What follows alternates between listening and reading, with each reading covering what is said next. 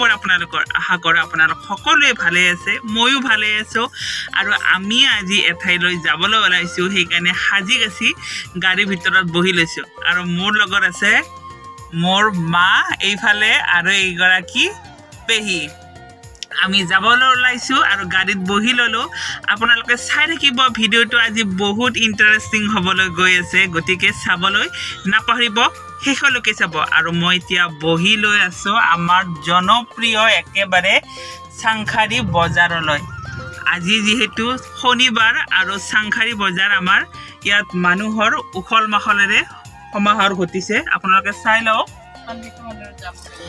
আমি যাম অসমৰ এখন জনপ্ৰিয় তীৰ্থস্থানলৈ গতিকে ভিডিঅ'টো সম্পূৰ্ণলৈকে চাব এতিয়াই নকওঁ ক'ত যাম যিহেতু আপোনালোকৰ ইণ্টাৰেষ্টিংটো নোহোৱা হৈ যাব সেইকাৰণে চাই থাকিব শেষলৈকে ঈশ্বৰৰ নাম লৈ আমি আমাৰ যাত্ৰা আৰম্ভ কৰিলোঁ আৰু আমি গৈ আছোঁ এতিয়া ৩১ নং ৰাষ্ট্ৰীয় ঘাইপথেৰে আৰু গুৱাহাটী অভিমুখে কাৰণ আমি যিখন তীৰ্থস্থানলৈ যাম সেই তীৰ্থস্থানখন গুৱাহাটীৰ পৰা ৬৫ কিলোমিটাৰ দূৰত আৰু ৰাষ্ট্ৰীয় ঘাইপথৰ দুয়োকাষে থকা সেউজীয়া গছ গছনিবোৰে সঁচাকৈয়ে বহুত আনন্দ দিছে আৰু এয়া আমি পালোঁ ব্ৰহ্মপুত্ৰৰ ওপৰত থকা শৰাইঘাটৰ সেই পুৰণি দলংখনৰ ওপৰেৰে যোৱা সকলোৰে স্মৃতিবিলাক সঁচাকৈয়ে মনত আছে নহয় জানো যেতিয়া আমি সৰু আছিলোঁ শৰাইঘাটৰ দলংখন দেখিলে আমি চিঞৰি দিছিলোঁ বাছৰ ভিতৰতে ইমান ডাঙৰ দলং বুলি আৰু ইমান ডাঙৰ নদী বুলি আৰু আমি আহি পালোঁ ভূপেন হাজৰিকাদেৱৰ স্মৃতিসৌধ আৰু তাৰ কাষতে লাগি থকা গুৱাহাটী ইউনিভাৰ্চিটিৰ তোৰণখন গুৱাহাটী ইউনিভাৰ্চিটি দেখাৰ লগে লগে মোৰ মনটো বহুত নষ্টালজিক হৈ পৰিল তাত মোৰ বহুত স্মৃতি আছে লগৰীয়াৰ লগত ফুৰা বন্ধু বান্ধৱীৰ লগত আড্ডা দিয়া আৰু কৃষ্ণচূড়াৰ তলে তলে ফুৰিবলৈ যোৱা এয়া আমি পাৰ হ'লোঁ গুৱাহাটী ইউনিভাৰ্চিটিৰ লাষ্ট গেটখন আৰু কাষতে আছিল লংকেশ্বৰ দেৱালয় এয়া আমি গৈ আছোঁ আৰু গৈয়ে আছোঁ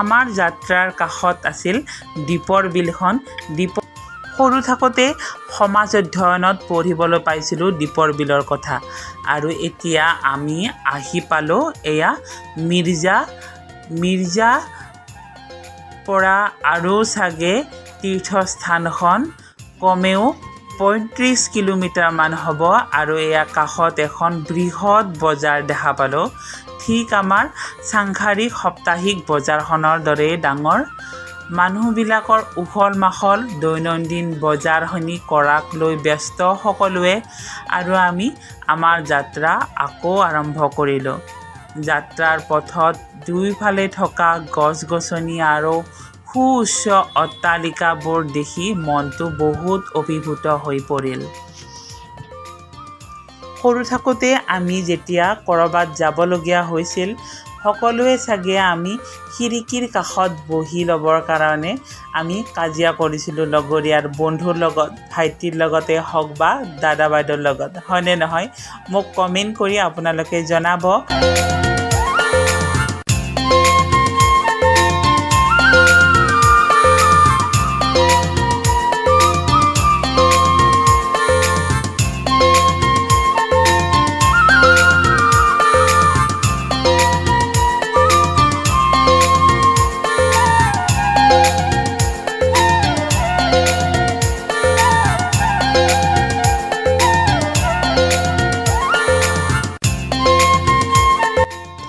আমি যাত্ৰা পথেৰে গৈ থাকোঁতে পালোঁ কুকুৰমৰা নদীখন নাইবা তুলসী নদীখন যাৰ পৰা আমি ঘৰ বনাবৰ কাৰণে আমি যে বালিবিলাক যে আনো বালিবিলাক তাৰ পৰা সংগ্ৰহ কৰা হয় এয়া আহি আমি পালোঁ আমাৰ গন্তব্যস্থান এয়া হৈছে চন্দিকা দেৱালয় মই যদি আগতে আপোনালোকক কৈ দিলোহেঁতেন আপোনালোকে জানো শেষলৈকে ভিডিঅ'টো চালেহেঁতেন নহয় জানো ভিডিঅ'টোৰ আপোনালোকৰ ইণ্টাৰেষ্টিং নোহোৱা হৈ গ'লহেঁতেন। সেইকাৰণে আপোনালোকক আৰম্ভণিতে মই কোৱা নাছিলোঁ। তোৰণখনৰ পৰা মেইন মন্দিৰলৈ আৰু 5 মিনিটৰ যাত্ৰা যদি আমি গাড়ীৰে আহোঁ, আৰু খোজকাঢ়ি আহিলে বৰ বেছি 10 মিনিটৰ যাত্ৰা। এই 10 মিনিটৰ যাত্ৰা বা 5 মিনিটৰ যাত্ৰা সঁচাকৈয়ে বহুত ভাল লাগে, যিহেতু আমি ভগৱানৰ ওচৰত গৈ আছোঁ দৰ্শন হ'বৰ কাৰণে। আৰু ৰাস্তাটোৰ কাষত আমি দেখিবলৈ পালোঁ এখন সৰু ধাননি পথাৰ, আৰু এয়া আমি পালোঁ চন্দিকা দেৱালয়ৰ মুখ্য গেটখন। মুখ্য গেটখনৰ কাষতে আছিল দৰ্শনাৰ্থীসকলে গাড়ীবিলাক নিজৰ বাহনসমূহ ৰখাৰ কাৰণে পাৰ্কিঙৰ ব্যৱস্থা।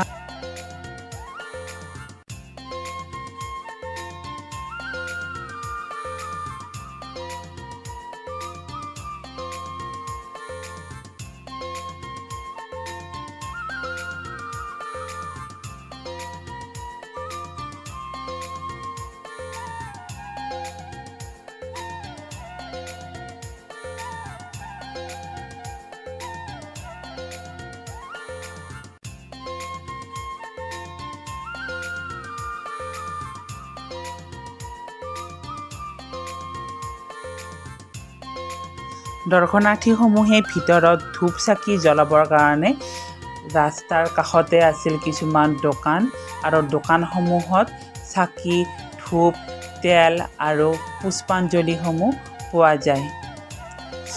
এয়া আমি মন্দিৰত প্ৰৱেশ কৰিলোঁ, আৰু প্ৰৱেশ কৰোঁতে গেটত ক'ভিড বিধিসমূহ লিখা আছিল। ক'ভিড বিধিসমূহ আচলতে আমি সঁচাকৈয়ে মানি চলাটো খুবেই প্ৰয়োজন। আৰু কাষতে আছে এটা পুখুৰী, পুখুৰীটোত মাছ আৰু কাছবিলাক ধুনীয়াকৈ জলকেলি কৰি আছিল। আৰু মাছ আৰু কাছসমূহক দৰ্শনাৰ্থীসকলে দিবৰ কাৰণে কাষতে মুড়িৰ দোকান এখন আছিল। তাৰ পৰা আপুনি পইচা দি মুড়ি কিনিব পাৰে। আৰু এয়া মন্দিৰটোৰ চাৰিওফালৰ এটা ধুনীয়া পৰিৱেশ। আৰু মন্দিৰৰ পৰিৱেশ চোৱাৰ পিছত আমি সোমালোঁ ভিতৰলৈ। ভিতৰত আমি ধূপ চাকি আৰু লগতে পুষ্পাঞ্জলি অৰ্পণ কৰিলোঁ।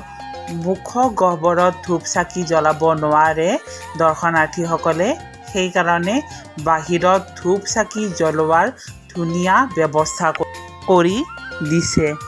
আমি ধূপ চাকি জ্বলালোঁ।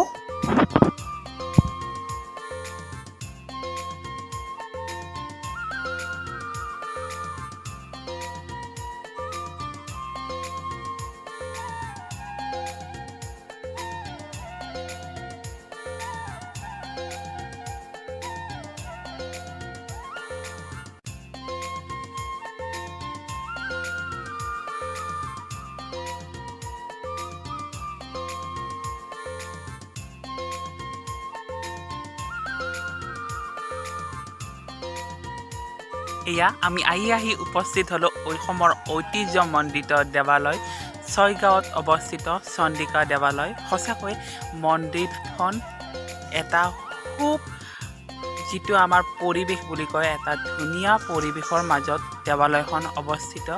দেৱালয়খন খুব আহল বহল। আপোনালোকে যদি বিচাৰে এই ছয়গাঁৱলৈ আহক আৰু এই চন্দিকা মন্দিৰত দৰ্শন কৰক। ইয়াৰ দৰ্শনাৰ্থীসকলৰ কাৰণে বহুত ধুনীয়াকৈ সুবিধাসমূহ কৰি দিছে। পানীৰ ব্যৱস্থাই হওক বা নানান ধৰণৰ ব্যৱস্থাই হওক, ইয়াত বিশ্ৰাম লোৱাও জিৰণি কোঠা আছে। আপোনালোকে আহক যদি বিচাৰে।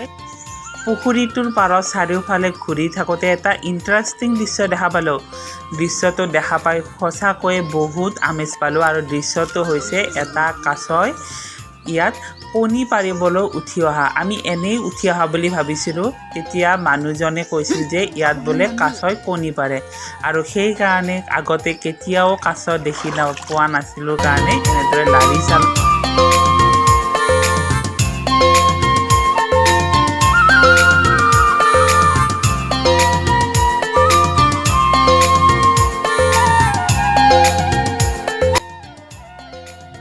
মাছ আৰু কাছই মুড়িসমূহ খাবলৈ অহা দৃশ্যটো চাবলৈ সঁচাকৈ বহুত ভাল লগা।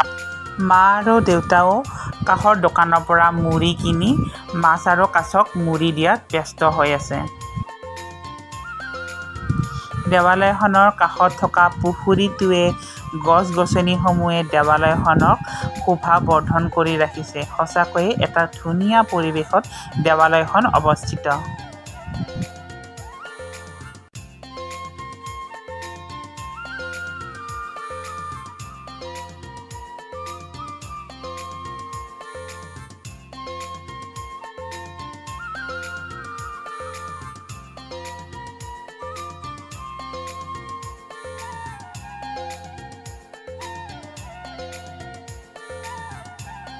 মোৰ মনত পবিত্ৰ ভাৱ এটা লৈ পেলাই এই পবিত্ৰ দেৱালয়ৰ পৰা আৰু লগতে আজিৰ এই ভ্লগটোৰ পৰা বিদায় মাগিছোঁ। ভ্লগটো যদি ভাল পালে তেনেহ'লে লাইক, কমেণ্ট আৰু লগতে মোৰ চেনেলটোৰ আপোনালোকে যদি নতুন ছাবস্ক্ৰাইব কৰিবলৈ একেবাৰে নাপাহৰিব। তেনেহ'লে বিদায় মাগিছোঁ। ধন্যবাদ।